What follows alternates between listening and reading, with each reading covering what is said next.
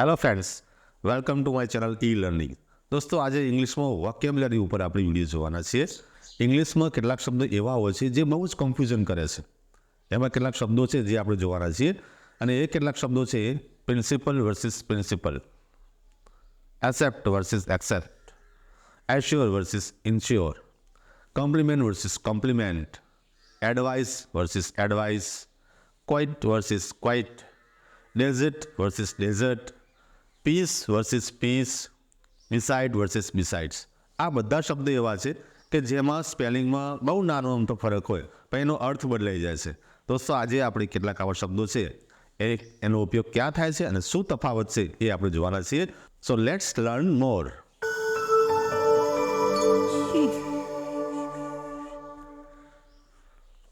દોસ્તો, સૌથી પહેલાં જે વાત કરીશું principal versus principal.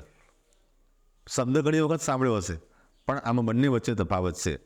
Principal PRINCIPLE અને પ્રિન્સિપલ PRINCIPAL. આ બંને વચ્ચે તફાવત છે. સૌથી પહેલાં વાત લઈએ પ્રિન્સિપલ. પ્રિન્સિપલ મીન્સ સિદ્ધાંત, કેટલાક નિયમો. For example, our constitution is based on principle of equality. આપણું બંધારણ સમાનતાના સિદ્ધાંત પર આધારિત છે. There should be moral principle in our life. આપણા જીવનમાં કેટલાક નૈતિક સિદ્ધાંતો હોવા જોઈએ. દોસ્તો, અહીંયા પ્રિન્સિપલની જે વાત કરી છે, પ્રિન્સિપલનો મતલબ થાય છે સિદ્ધાંત. બીજો એક શબ્દ છે પ્રિન્સિપલ, PRINCIPAL. અહીંયા પ્રિન્સિપલનો અર્થ થાય છે મુખ્ય, કોઈ મેન અથવા તો કોઈ આચાર્ય. જેમ કે English was the principal subject in my graduation. મારા ગ્રેજ્યુએશનમાં ઇંગ્લિશ એ મુખ્ય વિષય હતો. It was the principal objective of meeting. મીટિંગનો મુખ્ય ઉદ્દેશ્ય હતો. પ્રિન્સિપલનો બીજો એક મતલબ થાય છે આચાર્ય. આ પ્રિન્સિપલ એટલે મુખ્ય એ આપણે જોયું. આ પ્રિન્સિપલનો બીજો મતલબ થાય છે આચાર્ય. જેમ કે there is the principles office. ત્યાં પ્રિન્સિપલની ઓફિસ છે. Our school principal guided the parents. વાલીઓને અમારા શાળાના આચાર્યએ માર્ગદર્શન આપ્યું. તો અહીંયા પ્રિન્સિપલ્સ મીન્સ શાળાના આચાર્ય એવું પણ થાય છે. એટલે પ્રિન્સિપલ PRINCIPAL એના બે અર્થ થાય છે. એક તો મુખ્ય, મેઇન જેને આપણે કહીએ છીએ, અને બીજું સ્કૂલના આચાર્ય હોય એને પણ પ્રિન્સિપલ કહેવાય છે. તો પ્રિન્સિપલ અને પ્રિન્સિપલ PRINCIPLE, PRINCIPAL આ બંને વચ્ચે આટલો તફાવત છે.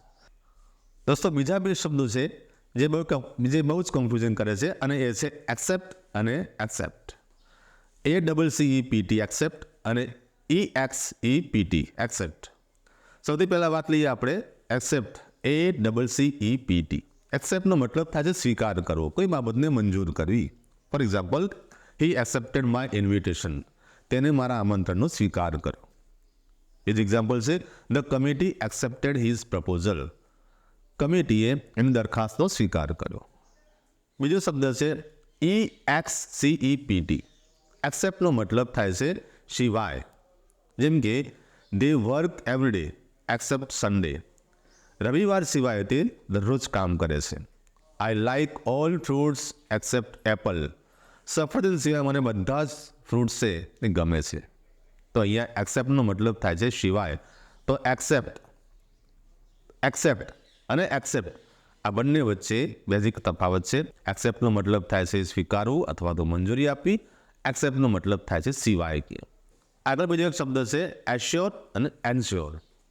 ASSURE assure, ENSURE ensure. આ બંને વચ્ચે શું તફાવત છે એ હવે આપણે જોઈએ. એશ્યોરનો મતલબ થાય છે ASSURE. એ એશ્યોર મતલબ કોઈ બીજાને વિશ્વાસ અપાવવો. To tell someone confidently that something is true. For example, I assure you that we can do it. હું તમને ખાતરી આપું છું કે આપણે એ કરી શકીએ છીએ. બીજું એક્ઝામ્પલ છે he assured to complete the project on time.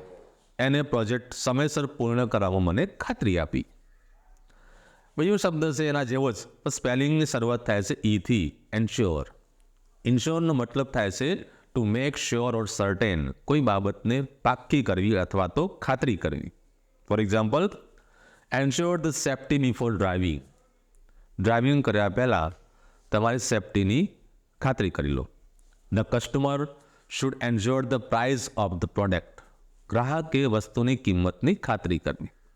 તો અહીંયા ઇન્શ્યોરનો મતલબ થાય છે ખાતરી કરવી, એશ્યોરનો મતલબ થાય છે વિશ્વાસ અપાવો અને ઇન્શ્યોરનો મતલબ થાય છે ખાતરી કરવી.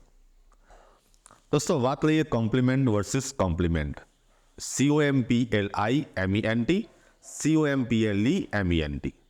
કોમ્પ્લિમેન્ટમાં આઈ અને ઈનો ફરક છે, પણ એના અર્થમાં ઘણો ફરક છે. સૌથી પહેલાં વાત લઈએ કોમ્પ્લિમેન્ટ. COMPLIMENT. કોમ્પ્લિમેન્ટનો ઉપયોગ ખુશામત કરવા અથવા તો અભિવાદન આપવા માટે થાય છે, અને એ વર્બ તરીકે પણ ઉપયોગ થાય છે અને નાઉન તરીકે પણ ઉપયોગ થાય છે. For example, my friend compliments me for performance.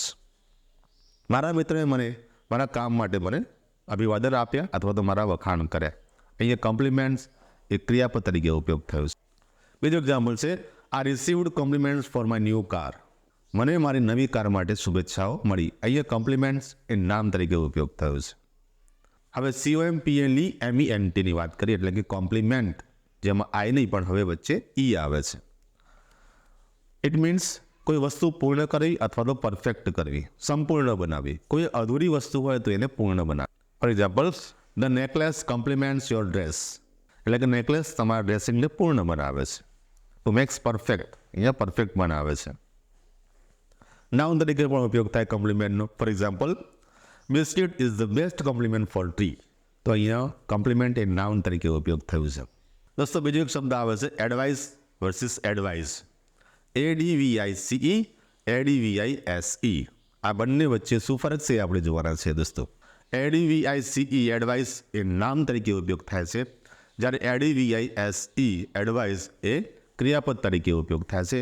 એ પણ સલાહ આપવા માટે જ ઉપયોગ થાય છે.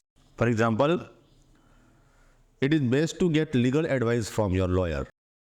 તમારા વકીલ પાસેથી કાયદાકીય સલાહ લેવી એ હિતાવહ છે. હવે એડવાઇઝ, ADVISE, એડવાઇઝનો મતલબ થાય છે સલાહ આપી, પણ અહીંયા વર્બ તરીકે ઉપયોગ થાય છે. Doctor advise me to take medicine on time. ડૉક્ટરે મને સમયસર દવા લેવા માટે સલાહ આપી. અહીંયા એડવાઇઝ એ વર્બ છે. Maya advise me to focus on my career. માયાએ મને મારા કેરિયર ઉપર ફોકસ કરવાની, ધ્યાન કેન્દ્રિત કરવાની સલાહ આપી. અહીંયા એડવાઇસનો મતલબ થાય છે સલાહ આપી. તો એડવાઇસ ADVICE એ નાઉન તરીકે ઉપયોગ થાય છે, અને એડવાઇસ ADVISE એ વર્બ તરીકે ઉપયોગ થાય છે. બીજો એક શબ્દ એવો છે quite and quite. QUIET, quite and QUITE, quite. આ બંને વચ્ચે શું તફાવત છે આપણે જોઈએ. સૌથી પહેલાં વાત લઈએ QUIET. ક્વાઇટનો મતલબ થાય છે શાંત, making no noise or sound. For example, the speaker ask the audience to remain quiet. વક્તાએ ઓડિયન્સને શાંત રહેવા માટે સલાહ આપી. Would you please keep quiet. મહેરબાની કરીને તમે શાંતિ રાખશો. અહીંયા ક્વાઇટનો મતલબ થાય છે શાંતિ રાખવી. હવે શબ્દ છે QUITE. ક્વાઇટનો મતલબ થાય છે બિલકુલ, તદ્દન, પૂરેપૂરું, કમ્પ્લીટલી, જેને આપણે કહી શકીએ. For example, I am quite sure I saw him at the store. મને બિલકુલ ખાતરી છે કે એ દુકાન પર હતો. I am quite fine. મને બિલકુલ સારું છે. તો ક્વાઇટ અને ક્વાઇટ આ બંને વચ્ચે આ ફરક છે. QUIET ક્વાઇટ મીન્સ શાંત, અને QUITE ક્વાઇટ મીન્સ તદ્દન, કમ્પ્લીટલી, પૂરેપૂરું. બીજો શબ્દ છે ડેઝર્ટ અને ડિઝર્ટ. ડેઝર્ટ DESERT, ડેઝર્ટ, અને DESSERT, ડિઝર્ટ. આ બંને વચ્ચે શું તફાવત છે આપણે જોઈએ. સૌથી પહેલાં વાત લઈએ DESERT, ડેઝર્ટ. ડેઝર્ટનો મતલબ નાઉન તરીકે જ્યારે આપણે કરતા હોઈએ, એ ક્રિયાપદ તરીકે પણ થાય છે અને નાઉન તરીકે પણ થાય છે. તો નાઉન તરીકે જ્યારે ઉપયોગ કરતા હોય ત્યારે ડેઝર્ટનો મતલબ થાય છે the large dry area of land, એટલે કે રણ પ્રદેશ. For example, the Sahara is the largest desert in the world. Sahara એ દુનિયાનો સૌથી મોટો રણ પ્રદેશ છે. Camel are found in desert. ઊંટ એ રણ પ્રદેશમાં આપણે જોવા મળે છે. તો અહીંયા ડેઝર્ટનો મતલબ થાય છે રણ પ્રદેશ. બીજું ડેઝર્ટનો મતલબ ક્રિયાપદ તરીકે જ્યારે હોય ત્યારે અર્થ બદલાઈ જાય છે. ડેઝર્ટ DESERT, ડેઝર્ટ જ્યારે ક્રિયાપદ તરીકે ઉપયોગ કરે છે ત્યારે એનો મતલબ થાય છે છોડી દેવું. Desert means abandon something or someone. કોઈકને અથવા કોઈ વસ્તુને છોડી દેવી. For example, the birds deserted their nest. પક્ષીએ એનો માળો છે એ છોડી દીધો. A true friends will never desert you. સાચો મિત્ર છે એ તમને ક્યારેય છોડતો નથી. તો અહીંયા ડિઝર્ટનો મતલબ ક્રિયાપદ તરીકે જ્યારે હોય ત્યારે છોડી દેવો એવો થાય છે. પણ DESSERT ડિઝર્ટનો વાત કરીએ તો એનો મતલબ થાય છે કોઈ એવી મીઠાઈ અથવા કોઈ એવી વસ્તુ, સ્વીટ વસ્તુ કે જે જમ્યા પછી લેવાતી હોય.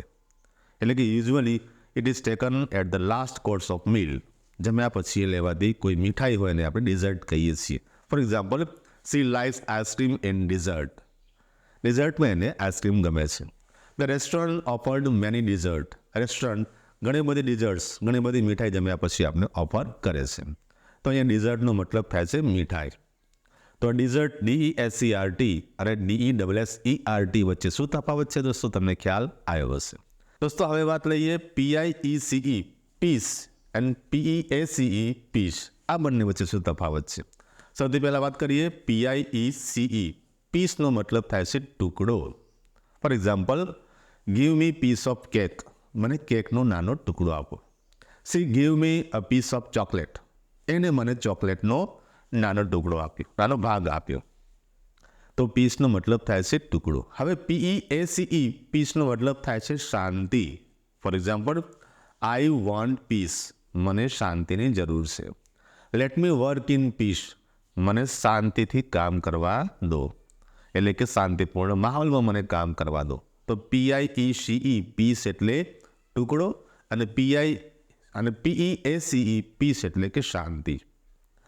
બીજો એક શબ્દ છે બિસાઇડ એન્ડ બિસાઇડ્સ. આ બંને પ્રેપોઝિશન્સ છે જેનો ઉપયોગ ક્યાં થાય છે આપણે જોવાનું છે. BESIDE બિસાઇડ, અને જ્યારે પાછળ એસ લાગે છે BESIDES બિસાઇડ્સ. તો આ બંને વચ્ચે શું તફાવત છે? ફક્ત એસ લાગે છે તો પણ એમાં અર્થમાં ઘણો બધો ફરક પડી જાય છે. પહેલાં વાત લઈએ BESIDE બિસાઇડ. બિસાઇડનો મતલબ થાય છે વેરી ક્લોઝ, નેક્સ્ટ ટુ, બાજુમાં જ. For example, come and sit beside me. આવો અને મારી બાજુમાં બેસો.